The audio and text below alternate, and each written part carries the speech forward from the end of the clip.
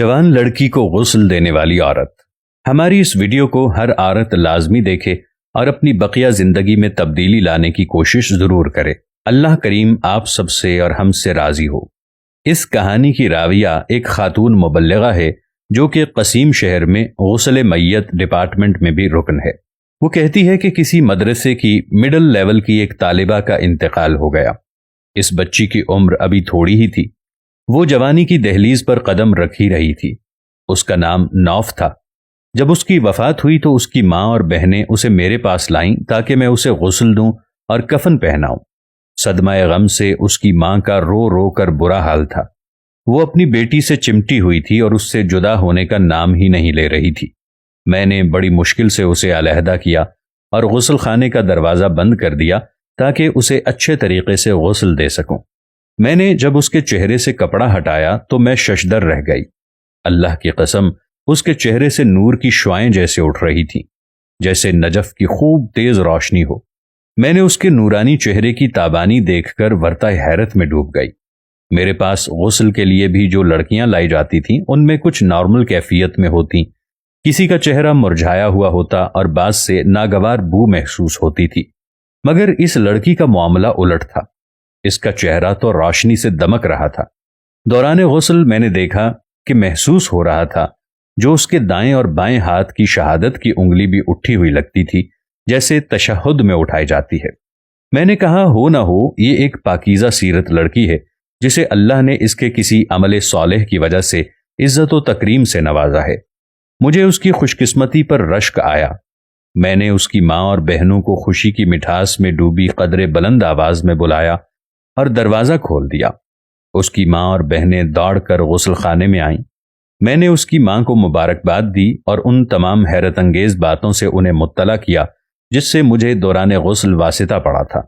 اس کی ماں نے اپنے تمام مادرانہ جذبات نچھاور کرتے ہوئے اس کی پیشانی کو چومتی رہی اور بالخصوص اپنی بیٹی کی نماز کی پابندی کا تذکرہ کیا۔ 2 دن بعد اس کی ماں نے مجھے بلایا۔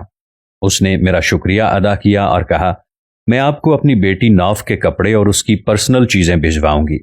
چونکہ آپ غریبوں اور مسکینوں کے گھروں کو بھی جانتی ہیں، اس لیے آپ انہیں مستحقین تک تقسیم کر دیجیے گا۔ میں نے کہا مجھے کوئی اعتراض نہیں، آپ اس کی تمام چیزیں مجھے بھجوا دیجیے، میں انہیں تقسیم کر دوں گی۔ جب اس کی اشیاء میرے پاس پہنچیں تو وہ 4 کارٹن میں پیک تھیں۔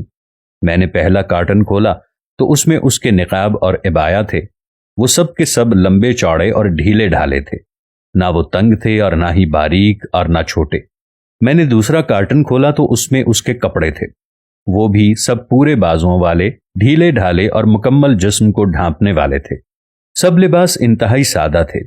وہ شوخ اور بھڑکیلے نہیں تھے بلکہ جاذب نظر اور بہترین لباس تھا۔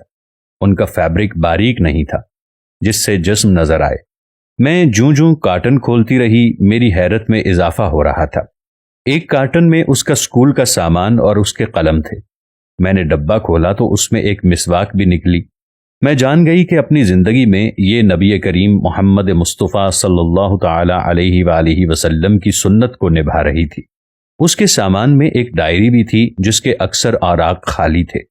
راویہ کہتی ہیں کارٹن بند کرنے کے بعد میرے دل اور پھر ایمان کی کیفیت میں اچانک ایک تغیر بپا ہو گیا اور میں نے زندگی کے اختتام پر نیکی اور دنیا داری میں کسی ایک انجام اور راستے کو اپنانے کا عزم اور جذبہ محسوس کیا۔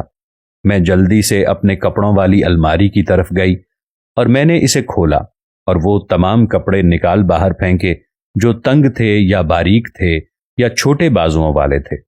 میں نے اسی لمحے اپنے آپ سے وعدہ کیا کہ میں آج کے بعد حیا اور حجاب قائم رکھنے والے کپڑے پہنا کروں گی جیسے نوف پہنا کرتی ہے۔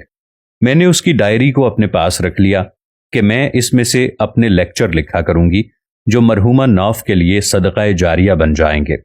مبلغہ کہتی ہیں میں نے نوف کو فون کیا اور اسے ماڈرنزم کے دور میں بھی اپنی بیٹی کو مکمل اسلامی لباس پہنانے پر مبارکباد دی۔ اس کی ماں نے کہا کہ اس کے اندر ایک اور بھی ممتاز خوبی تھی کہ اس کا دل ہر وقت نماز سے لگا رہتا تھا۔ جو ہی مؤذن اذان دیتا وہ تمام کام کاج چھوڑ کر فوراً اپنے رب کے سامنے سربسجود ہو جاتی۔ اللہ نوف اور اس جیسی تمام عورتوں پر رحم فرمائے جنہوں نے زمانے کے چلن کی پرواہ نہ کرتے ہوئے اپنے رب کی خوشنودی کی خاطر اسلامی تعلیمات کے مطابق لباس پہنا اور اللہ کے احکام اور سنت کا دامن تھام کر رکھا۔